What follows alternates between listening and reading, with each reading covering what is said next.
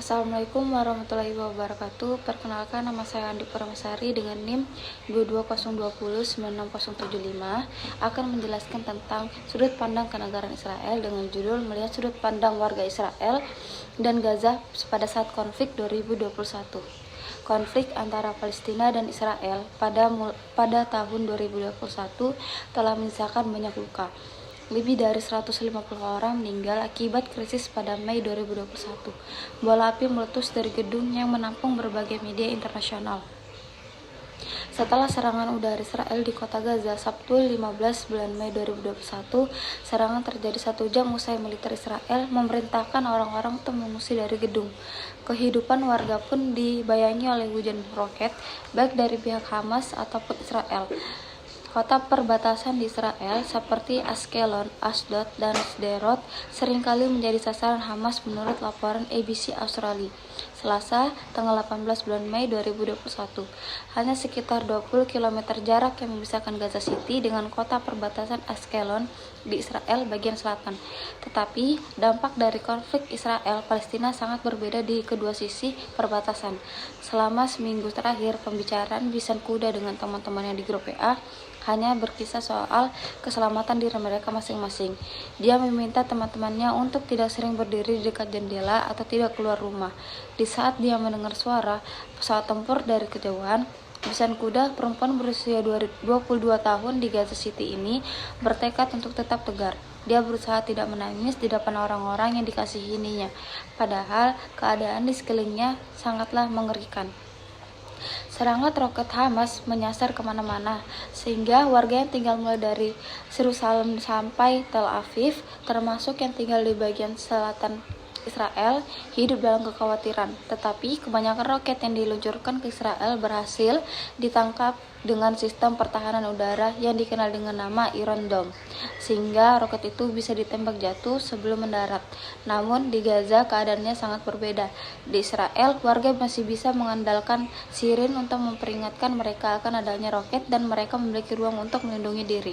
Sementara warga Palestina tidak memiliki keduanya. Mereka tidak memiliki pertahanan untuk menangkal serangan udara Israel.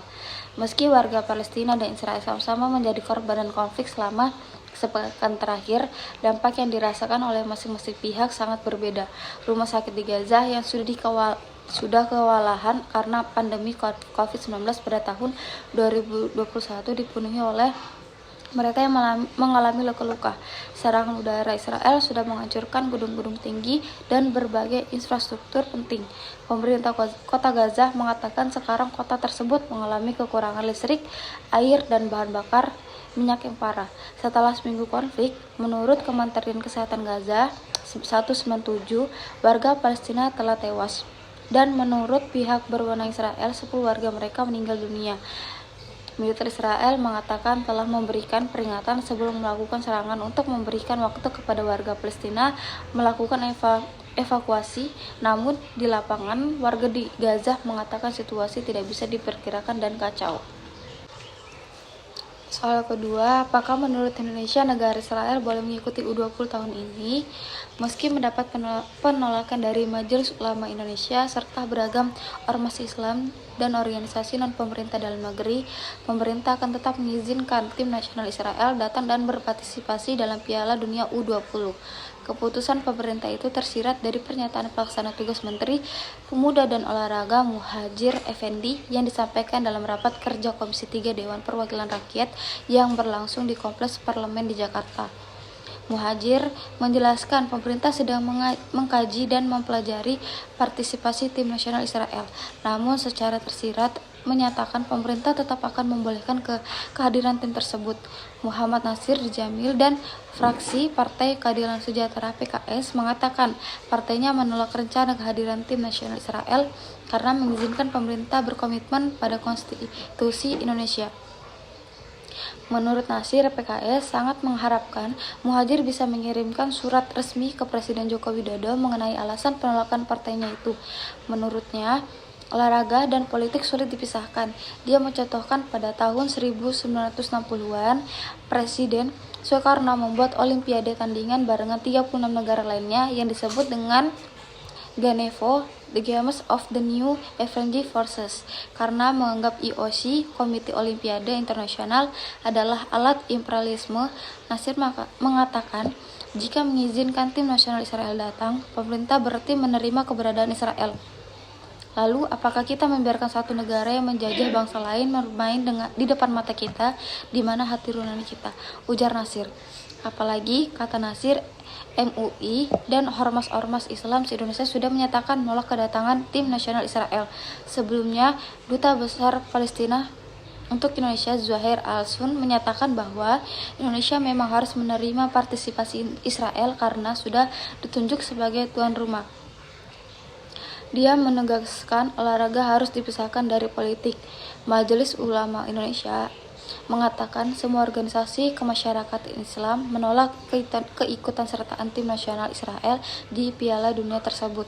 Ketua Bidang Kerjasama dan Hubungan Luar Negeri MUI Sudarnoto Abdul Hakim mengatakan penolakan itu merupakan hasil dari pertemuan organisasi-organisasi kemasyarakatan Islam di kantor MUI.